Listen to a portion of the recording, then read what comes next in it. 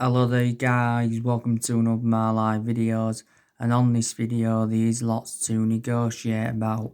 I am going to be giving you a bit more additional information on Jack Grealish because there is huge developments on Jack Grealish. Then I'm going to be giving you the list of strikers that Manchester United could sign because Ole Gunnar Solskjaer has made an admission saying, that he's still looking to recommend a striker in, even though Anthony Martial and Marcus Rashford have been in scintillating form. Like I updated you on my recent video, Ole Gunnar Solskjaer had warned Anthony Martial and Marcus Rashford that there will be replacements if they fail to deliver major honours and all of that. So he said, they've got to, up their game. So anyway, let's start with the news on Jack Grealish. So I've actually, just read this in Sky Sports, and it's also in a few other media outlets, and they have said that we now face a transfer battle for Jack Grealish because reportedly now Manchester City are interested in him, and they will consider signing Jack Grealish if they can sell Leroy Sané to Bayern Munich. So if Bayern Munich can meet Man City's asking price for Leroy Sané, then City will consider getting Jack Grealish on the board. There's also reports stemming from Birmingham Live.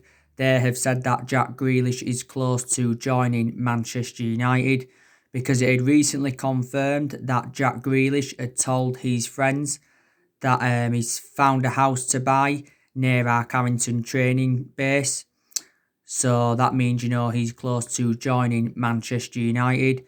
Villa have said that they do want 80 million for Grealish.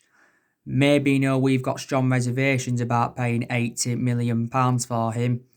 But if Aston Villa do get relegated, then I think, he should cost less than 80 million pounds. Maybe you should get him for like 40 or 50 million pounds. But Villa do remain ruthless over their valuation. Jack Grealish has said he wants to leave Aston Villa, regardless of whether they stay up or get relegated. Now, up until this point, Jack Grealish has spent the entirety of his career with Aston Villa. He has been a Villa player since the age of 6. And he was in their youth setup for a while, and he's been in Villa's senior squad since 2014. So this has been Jack Grealish's 6th season in Aston Villa's senior squad, and he has become an integral part of their team. He's definitely flourished under Dean Smith's guidance. Jack Grealish has got a contract with Aston Villa until 2023, so he has still got quite a few years left on his contract. Jack Grealish can play as an attacking midfielder, and he can also play as a winner. I think for the vast majority of this season for Villa, he has been playing as a winner. And we've already confirmed that we are willing to double Jack Grealish's wages. And we've also said he is our preference over James Maddison. Few of the main explanations why he's our preference over Maddison is because throughout the course of this season, Grealish's stats have been better than Maddison's. He's also more versatile than Maddison, and he's a cheaper solution than James Maddison. So there are the reasons, and he is one of our priority targets, is Jack Grealish. Now, don't forget it confirmed, was it a few weeks ago, Jack Grealish had been charged by police after a lockdown car accident. And this is the second offence he has now committed, because don't forget Jack Grealish had that incident with his £80,000 Range Rover back in March. And Jack Grealish had been fined around £150,000 for this. I think this incident happened hours just before he urged people to stay at home due to the coronavirus pandemic and all of that. And reflects on that incident, that then put his move to Manchester United in serious doubt. Jack Grealish is, 24 years of age, so he's still very, very young. But Grealish feels as though now he's far too good for Aston Villa, and Villa, cannot match his ability. But now, so City are the latest team to be in for him. Don't forget, in the summer of 2018, Tottenham came very, very close to getting him, but his move to Tottenham, of course, never materialised.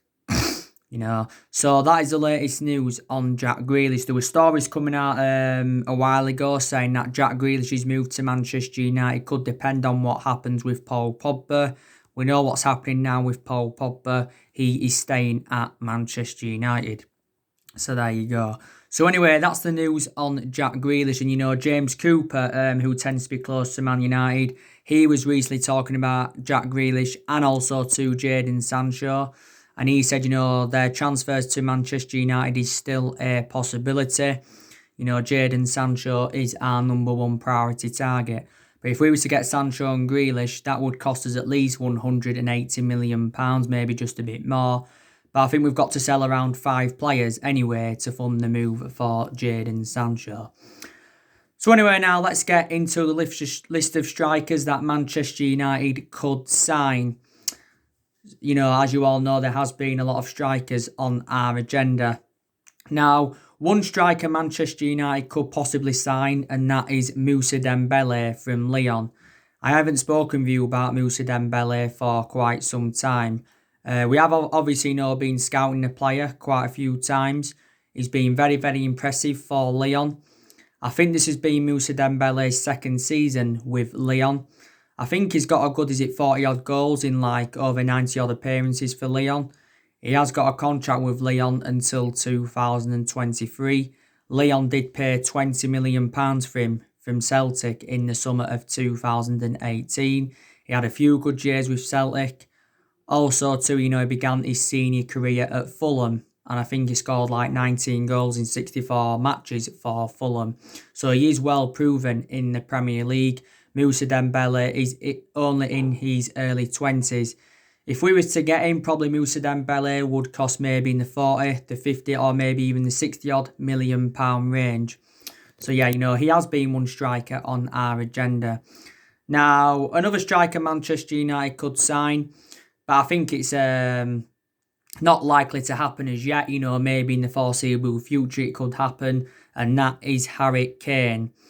Now, watch a few of my videos that I did in March earlier on this year. I was talking a lot with you about Harry Kane because obviously, there was rumours coming out saying that, Harry Kane had made an admission, saying that, he could leave Tottenham if he feels as though the team are not progressing in that. So for Tottenham to keep Harry Kane, they have got to match his ambition.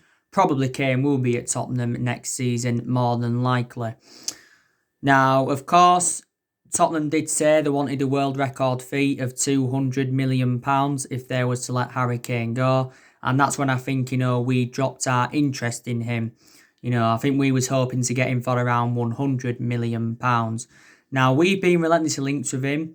I think we first expressed our interest in Kane back in 2015 under the Louis van Gaal era. Kane has got a contract with Tottenham until 2024 because back in the summer of 2018 he signed a 6-year deal. Of course, in January he did sustain a hamstring injury and he was out for a while with injury. But obviously, now Harry Kane is back. I think he's Tottenham's third highest goal scorer in their history. I think he's got, 180 odd goals for Tottenham in all competitions as Harry Kane. But he has been at Tottenham for several years. I think he's been in their senior squad since 2011, as Harry Kane. He had quite a few loan spells as well with Leyton Orient, Millwall, Norwich and Leicester, did Harry Kane. But obviously, Tottenham will want to keep Harry Kane because back in January they let Christian Eriksen go after he endured 7 years with Inter Milan. Endured 7 years with Tottenham, and then they let him go to Inter Milan. And they also let Danny Rose go out on loan to Newcastle. Did Tottenham. And we have done business with Tottenham in the past. Don't forget, we got Michael Carrick off them. Carrick endured 12 years at the football club as a player. Now, obviously, he's one of the coaching assistants. And, of course, we did get Dimitar Berbatov off them. And like I said, in regards to Daniel Levy, he's a very, very good businessman. But he is a hard negotiator when it comes to teams try to recruit any players from Tottenham and all of that. Tottenham did pay around £1 billion for the stadium. I still think, they are paying it in instalments there, £1 billion stadium. Kane is in his mid-20s. He's 26, 27 now, he's Harry Kane. But he is a very, very good player and he is well Premier League proven. But there is much cheaper solutions than Harry Kane, who we could get. So there you go. So it's unlikely that we'll get Harry Kane in this summer transfer window. Another striker that Man United could sign, and that is Raul Jimenez from Wolves. Now, I've spoken with you about Raul Jimenez a while back, didn't I? And Raul Jimenez has come out and said that he's delighted, that he's attracting a lot of interest, from the top clubs. Reportedly, Wolves, I think, are determined to let Raul Jimenez go, providing that their asking price is met. Now, Wolves have come out and said that they want around £90 million for Raul Jimenez. Obviously, Wolves want to, get more money, than what they paid for him.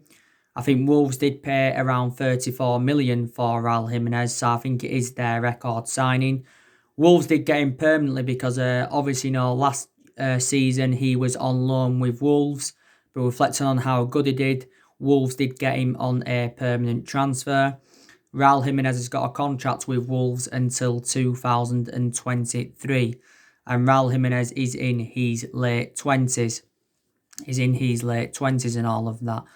Of course, Raul Jimenez has done very, very well at Wolves, and I think, he goes very, very well in Wolves' attacking line alongside Adam Traore and Diego Jota. He really, really does.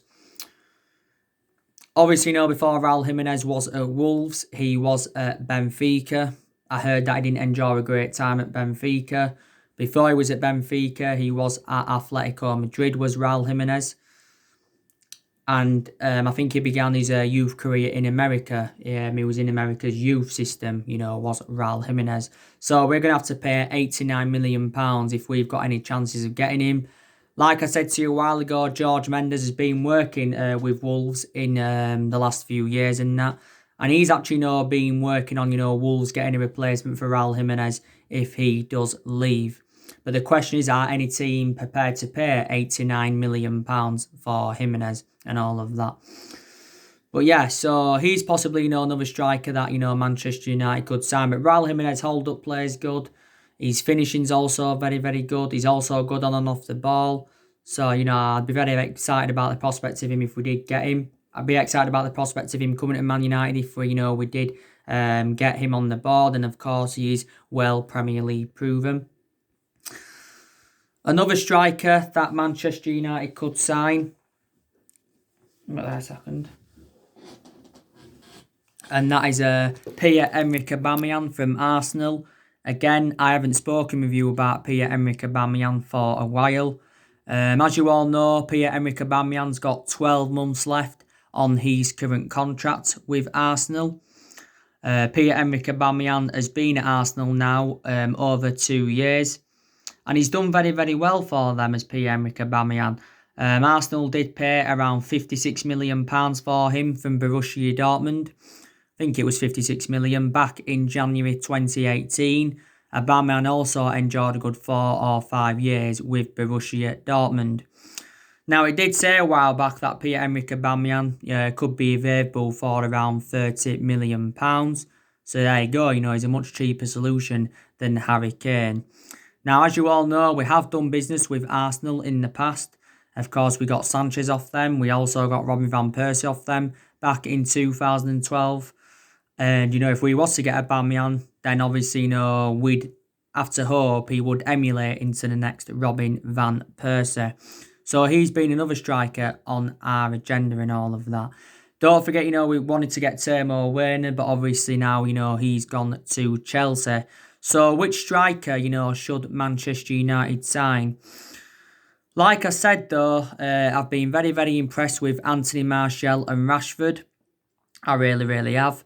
Martial's enjoyed an exceptional season for Man United under Solskjaer. As you all know, this season, Martial has been playing in that number 9 role, but he seems to be more effective in that central position. But that's not his predominant position.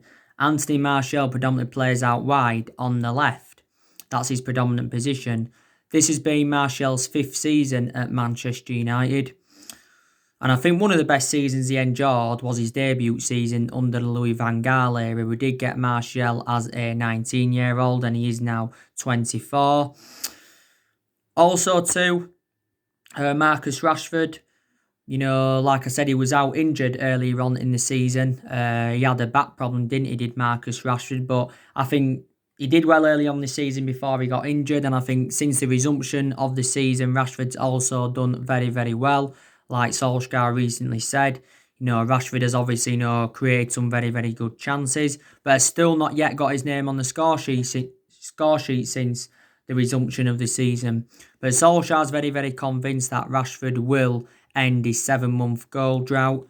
Up until this point, Rashford has spent the entirety of his career with the football club. But to be quite honest with you, I think we are making the right decision by playing Rashford out wide, because I think Rashford looks more effective out wide, if I'm going to be honest with you in that. I've been very, very impressed with Greenwood as well. I think Greenwood should get more starts now for the remainder of this season, because a lot of his appearances this season have come from the substitutes bench of Mason Greenwood's. I think Greenwood's got around, 12 goals this season for Manchester United. This has been his first season in the senior squad. Odin Ighalo, I've also been very, very impressed with him.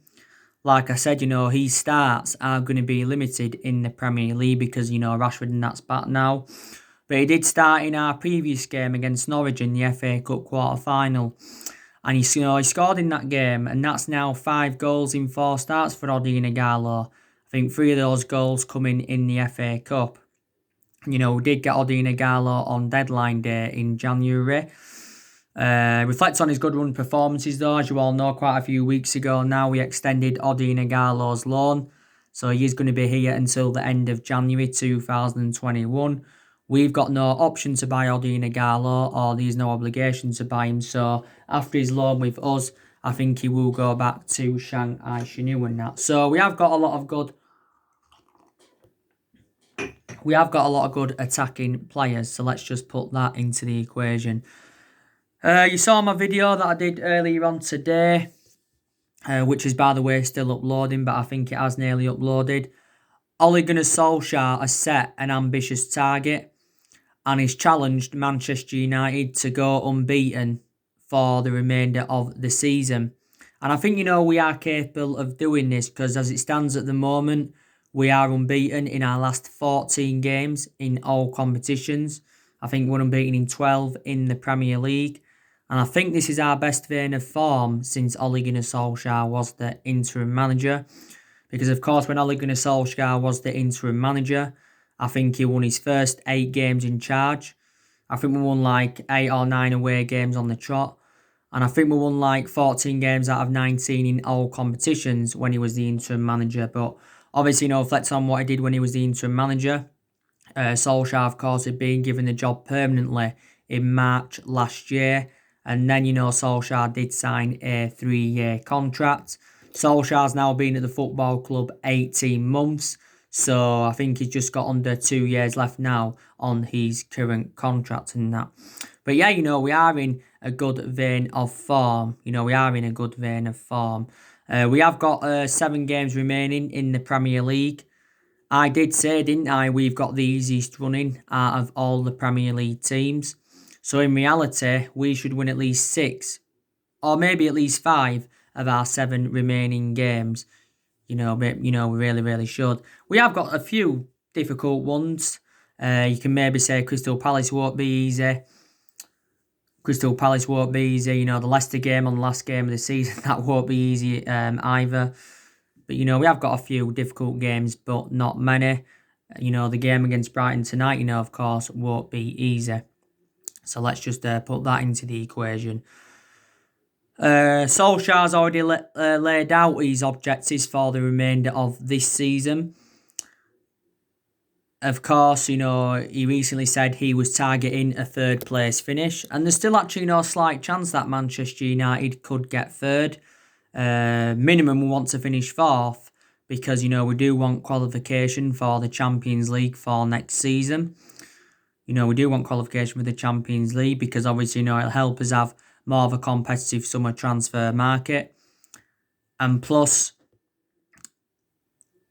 we will generate money if we get qualification for the Champions League. So definitely, top 4 is a priority for us. And Solskjaer knows the importance of Champions League qualification.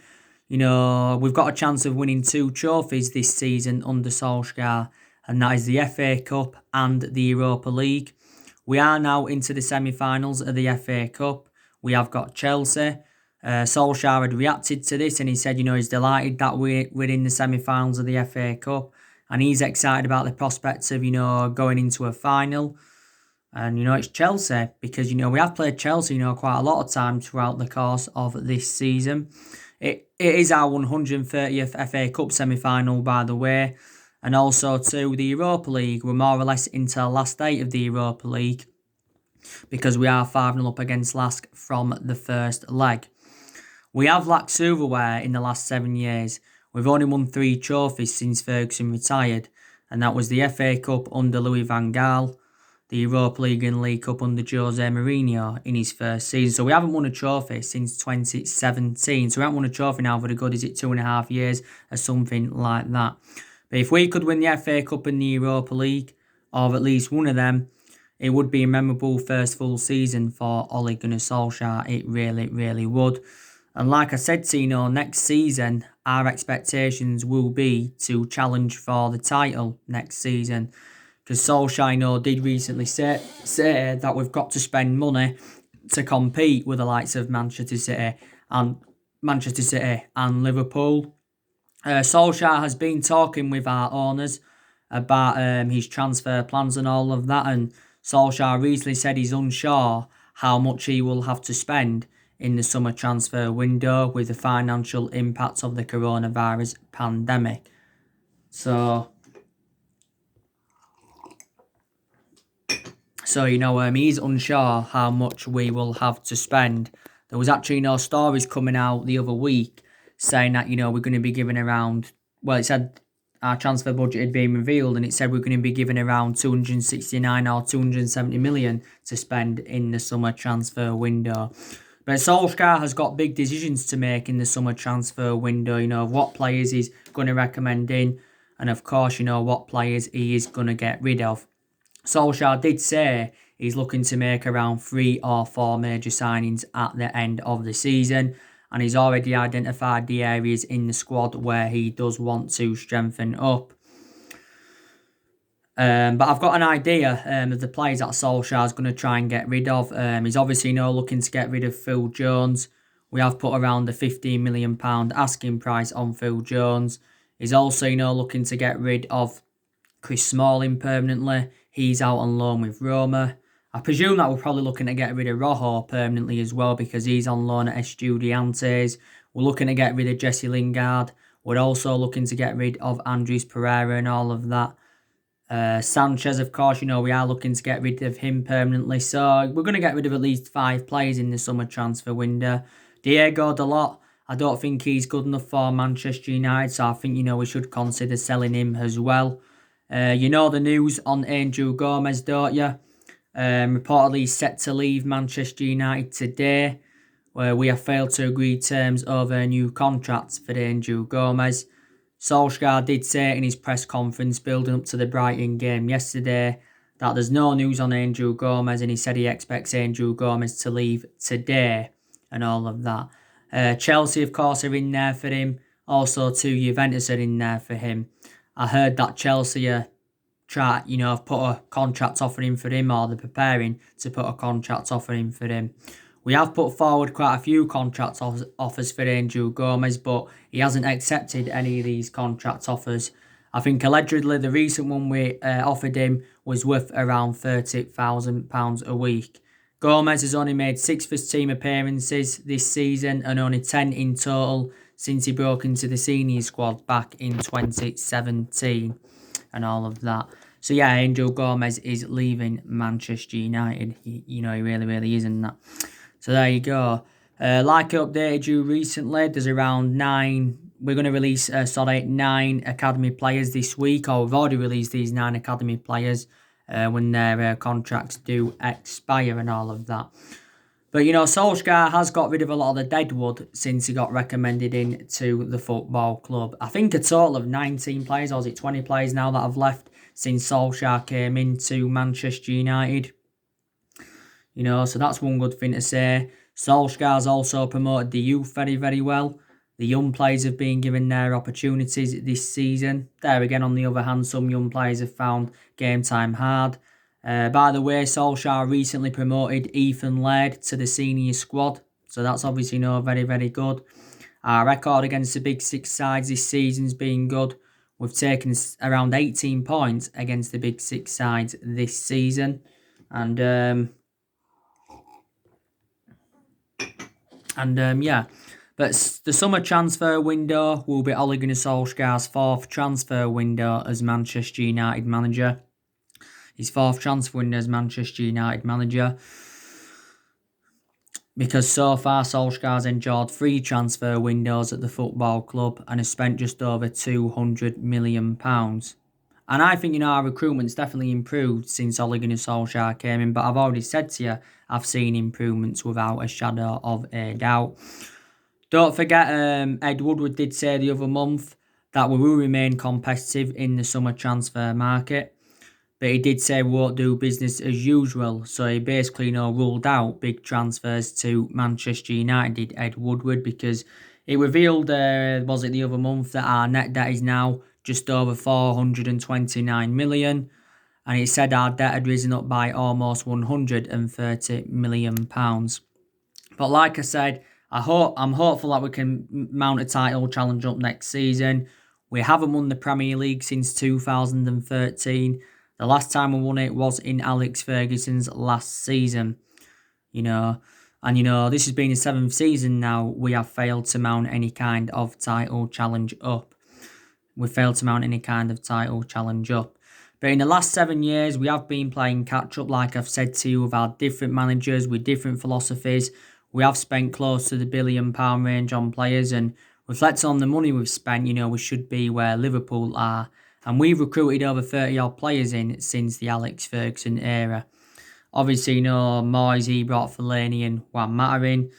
Louis van Gaal, he brought around 15, 16 players in. He brought Sebastian Schweinsteiger in, Schneiderlin, Di Maria, Falcao, Depay, Rojo, Darmian, Martial, Shaw, they're still here, by the way. Romero, he's still here. Herrera. So Van Gaal brought a hell of a lot of players into the football club, and so too did Jose Mourinho. He recommended 11 players into Manchester United, and there's only a few players that have left who Jose Mourinho brought in, so the vast majority of these players are Jose Mourinho's, and let's put into the equation Solskjaer is inheriting the vast majority of them, so don't forget that. And, not only that, we have got players on big contracts at the football club. We really, really have. But like I said, we haven't dominated English football since the Ferguson era. Ferguson endured 26 years at Manchester United. Endured 22 years of success. Because don't forget, Ferguson didn't win out in his first 4 years at the football club. We won a total of 38 major honours under the Alex Ferguson era. And I don't see any manager at Manchester United or in general replicating Ferguson's legacy, and I don't think they'll last as long as Alex Ferguson did. So let's just put that into the equation. But yeah, since he retired, we have definitely been playing catch up, But it looks like we're heading in the right direction under Solskjaer at the moment. Like I said, he does deserve at least another season at Manchester United because it is a transition period. It is a transition period in that. So we'll see how things go next season. We will see how things go next season. But we are still one of the biggest clubs in the world with a fantastic history and a fantastic fan base. Don't forget, we were the last team to win 3 back-to-back titles back in 07, 08 and 09. Of course, the club's greatest achievement was from 1999. Of course, when we did win the treble, that was Ole Gunnar Solskjaer's most iconic moment as a Manchester United player. But there you go. And like I said, in regards to Solskjaer, he has got big decisions to make at Man United. He's got a goalkeeping decision to make. He's also got a decision to make at left back because, like I've said, we are facing a bit of a dilemma at left back. In the game tonight against Brighton, of course, he's going to make a lot of changes from the 2-1 win against Norwich. In the game against Norwich, Solskjaer made around 8 changes. He made around 8 changes from the 3-0 win against Sheffield United and all of that. We need to beat Brighton tonight because we've not yet won away in the Premier League at the Amex. We've lost our last 2 visits to the Amex Stadium and all of that. So we need to definitely get the win. So anyway, guys, that's everything to update today. Drop your comments, likes below on the channel. If you do, consider subscribe as always, and take care. God bless, and I'll see you all again very, very soon.